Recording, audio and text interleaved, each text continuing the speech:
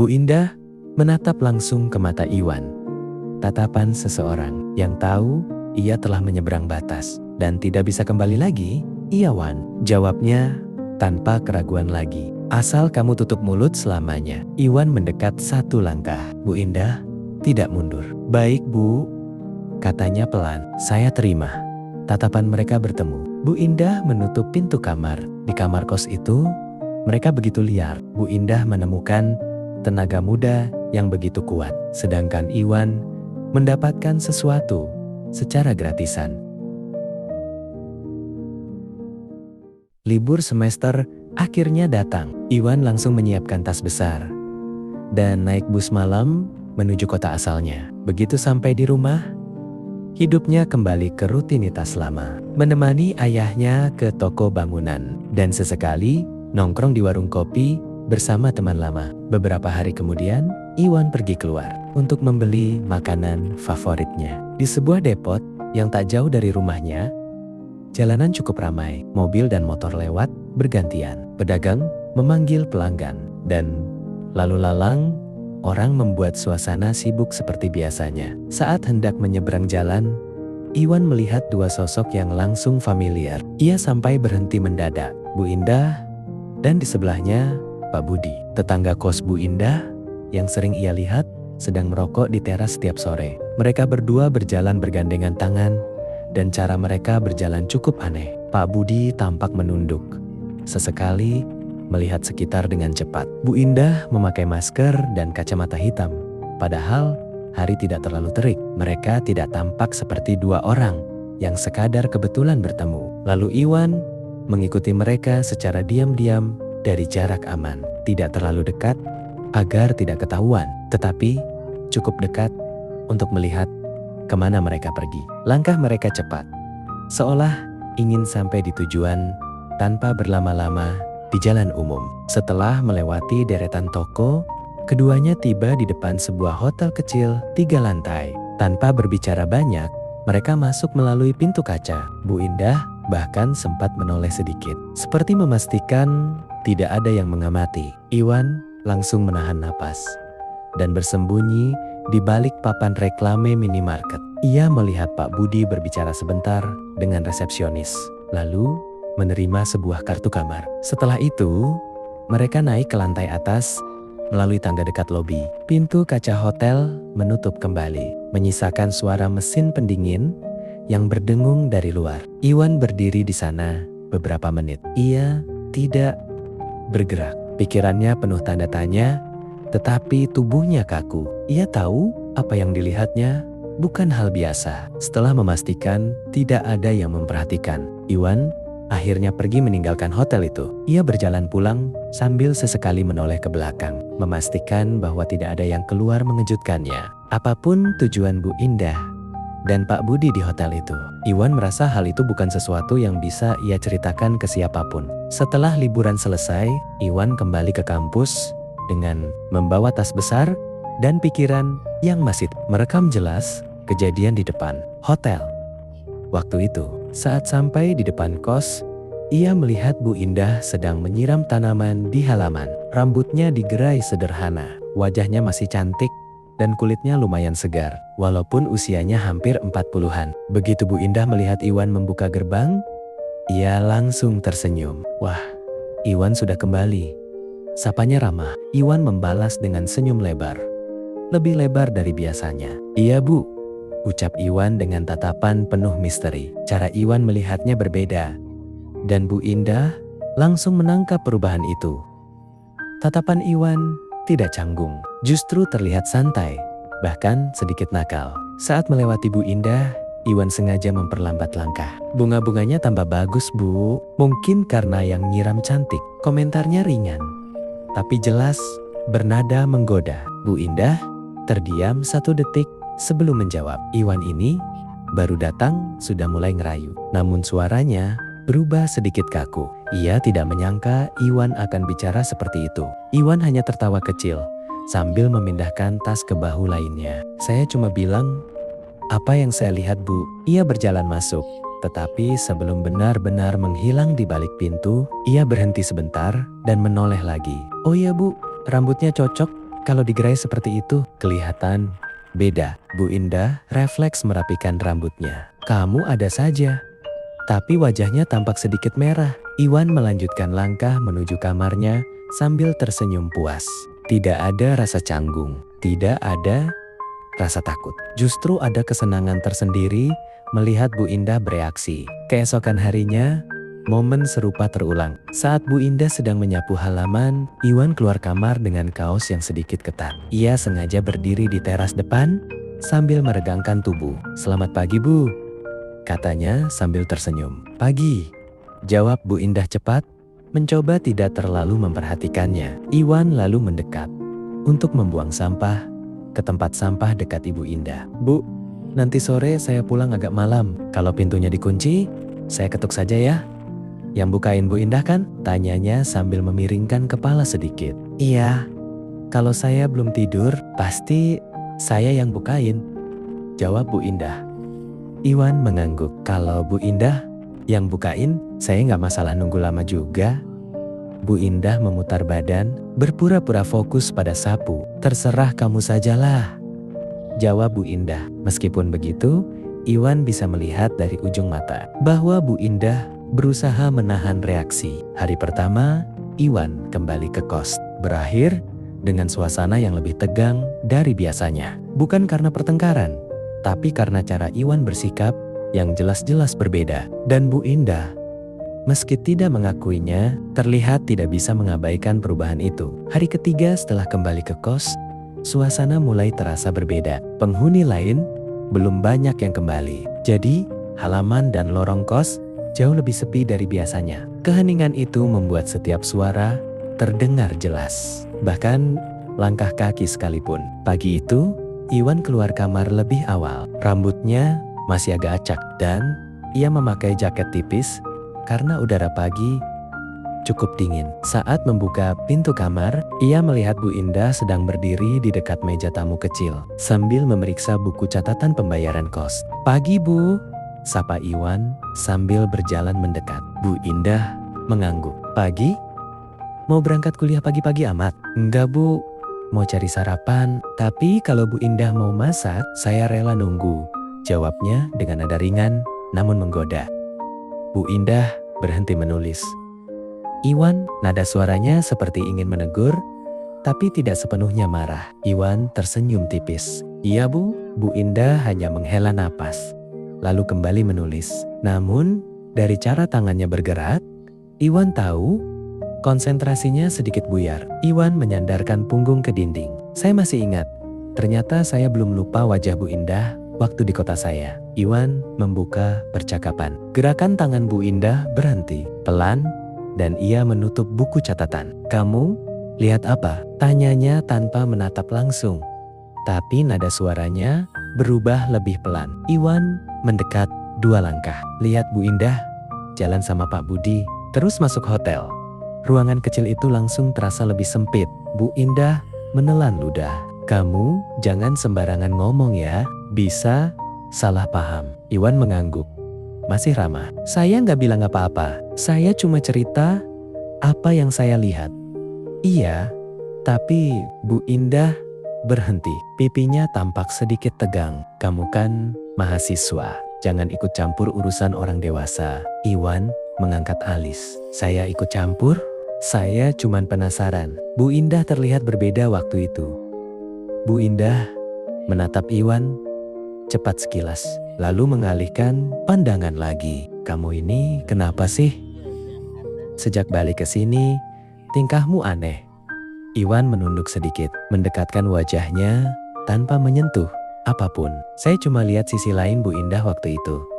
Bu Indah mundur setengah langkah, tapi tidak pergi. "Kamu jaga sikap, jangan sembarang bicara."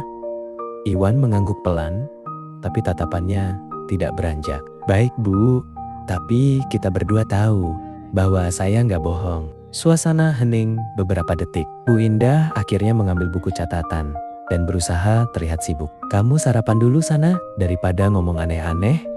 Iwan tersenyum kecil. "Siap, Bu." Ia melangkah keluar, tapi sebelum mencapai pintu, ia menoleh sebentar. "Bu, nanti malam saya pulang jam 9. Kalau pintu sudah dikunci, Saya ketuk, "Yang bukain Bu Indah ya?" Bu Indah tidak menoleh. "Iya." Iwan mengangguk dan keluar. Pintu kos tertutup, meninggalkan Bu Indah berdiri sendiri. Dengan wajah yang jelas tidak setenang suaranya. Untuk pertama kalinya, Bu Indah terlihat tidak yakin bagaimana harus menghadapi Iwan yang sekarang. Ruang tamu sore itu dipenuhi cahaya jingga yang merayap dari sela-sela jendela. Udara hangat, tapi suasana di antara mereka seperti ruangan yang pintunya baru saja ditutup rapat dari badai. Iwan duduk di ujung sofa, sementara Bu Indah berdiri di dekat lemari kayu. Punggungnya sedikit membungkuk, seakan ada beban tak terlihat di pundaknya. Untuk beberapa saat, mereka hanya ditemani bunyi jam dinding yang seperti menusuk jarak. Bu Indah akhirnya menoleh. "Iwan, waktu kamu bilang lihat saya di hotel itu, kamu yakin nggak salah lihat orang?" Suaranya lirih, seperti takut kata-katanya bergetar terlalu keras. Iwan menatap lantai, lalu mengangkat kepalanya perlahan. "Saya yakin, Bu." Ibu pakai mantel coklat. Pak Budi juga ada di samping. Wajah Bu Indah meretih. Ia langsung duduk, tapi bukan dengan tenang. Tangannya gelisah, mengusap-usap lututnya sendiri, seperti ingin menghapus jejak kesalahan yang menempel di sana. "Iwan." Ia menelan ludah. Suaranya pecah pelan. "Saya ini punya suami. Dia boleh jarang pulang, tapi dia tetap kepala keluarga. Kalau sampai dia tahu saya ketemuan dengan Pak Budi seperti itu, rumah tangga saya bisa hancur." Ia meremas jemarinya sendiri. "Begitupun Pak Budi. Dia juga punya istri. Kamu bayangin kalau kabar itu bocor sedikit saja, semuanya bisa habis." Iwan tidak bergerak. Namun dari matanya, Bu Indah bisa membaca sesuatu yang membuatnya makin waspada. Bukan ancaman, bukan niat buruk, tapi kekuatan seseorang yang memegang potongan rahasia besar. Seolah merasakan itu, Bu Indah berkata lagi, "Iwan, saya mohon, kamu jangan bilang siapa-siapa ya." Nada memohonnya menggantung, seperti seseorang yang baru saja membuka pintu dan mendapati angin besar siap menerjang. Iwan menarik napas panjang, lalu berkata pelan, "Saya gak bakal ngomong, Bu, tapi saya cuma bingung, kenapa Ibu bisa pergi sama Pak Budi ke tempat begitu? Maksud saya nggak mau salah paham." Tapi Iwan tak melanjutkan kata-katanya. Kalimat itu menusuk tepat ke titik terlemah Bu Indah. Ia menutup mata, dan ketika membukanya lagi, ada wajah takut dari Bu Indah yang belum pernah Iwan lihat sebelumnya. "Karena saya butuh tempat untuk disentuh," ucapnya lirih. "Suami saya selalu di luar kota, pulang sebulan sekali, kadang 2 bulan. Dan ketika pulang pun, rasanya seperti rumah yang lampunya sudah padam." Ia mengusap wajahnya, menahan air mata yang tidak tumpah. "Saya salah, Wan. Saya tahu itu, tapi saya manusia. Saya capek, saya kesepian. Dan Pak Budi satu-satunya orang yang ada di situ saat saya sedang rapuh." Iwan tidak memotong, diamnya berubah menjadi cermin yang memaksa Bu Indah melihat dirinya sendiri. Hening panjang merayap. Ketakutan Bu Indah makin terlihat. Tangannya gemetar, nafasnya cepat, matanya tak berani bertemu pandang. "Apa kamu bakal manfaatin ini?" Suara Bu Indah bergetar, seolah ia sedang berdiri di tepi ruang gelap, memastikan apakah Iwan berdiri sebagai penyelamat atau bayangan lain yang siap menjatuhkan. Pertanyaan itu membuat Iwan bergeser sedikit. Tubuhnya condong ke depan, suaranya lebih rendah dari sebelumnya. "Bu, saya cuma butuh kepastian. Ibu bisa percaya sama saya. Tapi saya juga nggak mau dianggap sembarangan. Saya lihat sesuatu yang Ibu sembunyikan. Itu berat juga buat saya. Saya yang harus simpan, saya yang harus hati-hati juga." Kata-kata itu bukan ancaman, tapi ada tekanan halus di dalamnya. Seperti seseorang yang tanpa sengaja menutup pintu sedikit lebih keras dari yang diperlukan. Cukup untuk membuat jantung Bu Indah terpukul oleh tulang rusuknya sendiri. Bu Indah memandang Iwan lama, sangat lama, seolah sedang menilai apakah anak muda di depannya itu adalah tempat aman atau jerat tipis yang tak terlihat. Jadi, Kamu mau saya percaya penuh sama kamu? Tanya Bu Indah pelan. Iwan mengangguk. Kali ini dengan ketenangan yang membuat Bu Indah semakin gugup. Kalau gitu, ia menggigit bibirnya, mencoba menahan getaran emosinya. Saya harus yakin kamu gak akan buka suara. Apapun yang terjadi, selama ibu jujur sama saya, ujar Iwan. Suaranya lembut tetapi tegas. Saya bakal jaga semuanya. Itu kalimat yang membuat napas Bu Indah tersangkut. Pengakuan baru saja dibuka. Ketakutan baru saja ditumpahkan. Dan hubungan mereka yang tadinya hanya ibu kos dan anak kos berubah tanpa mereka sadari. Sesederhana satu rahasia, serumit bayangan yang lahir darinya. Malam turun saat kos mulai sunyi. Lampu lorong memantulkan cahaya kusam yang hanya membuat tempat itu terasa lebih sempit. Iwan duduk di tepi kasur, memandangi layar ponselnya yang kosong dari notifikasi. Tapi pikirannya sibuk, terlalu sibuk. Ketukan pelan terdengar, tidak keras, tapi seperti diketuk oleh seseorang yang sudah menghitung risiko dari setiap bunyi. Pintu terbuka sedikit. Iwan, suara Bu Indah muncul dari celah pintu, rendah dan berat. Kita harus bicara. Iwan menggeser tubuhnya. Masuk saja, Bu. Bu Indah melangkah masuk. Wajahnya tenang di permukaan, tetapi sorot matanya menunjukkan tekanan besar yang ia tahan sejak siang. Ia berdiri tanpa memegang apapun, tanpa alasan formal untuk datang. Ia hanya membawa kecemasan. Bu Indah menarik napas. Kamu benar-benar lihat saya waktu itu ya? Iya, Bu, jawab Iwan. Iwan tidak menambah atau mengurangi. Ia hanya menatap. Bu Indah duduk perlahan di kursi kecil dekat meja belajar. Jemarinya menggesek-gesek ujung pakaiannya, seolah itu satu-satunya benda yang bisa ia kendalikan. Saya sudah pikir panjang. Ia menunduk, menatap lantai. Kehidupan rumah tangga saya, suami saya, pekerjaannya, semuanya bisa hancur kalau kamu cerita. Bukan cuma saya, kamu tahu itu kan? Iya, Bu. Iwan mengangguk pelan, tapi ekspresinya tidak menjamin apa-apa. Keheningan menebal. Ruangan seolah kehilangan udara. Akhirnya Bu Indah menatap Iwan. Tatapannya berubah, bukan lagi panik, tapi pasrah. Lalu berganti menjadi sesuatu yang lebih gelap. Ada hal yang bisa saya lakukan supaya kamu benar-benar diam.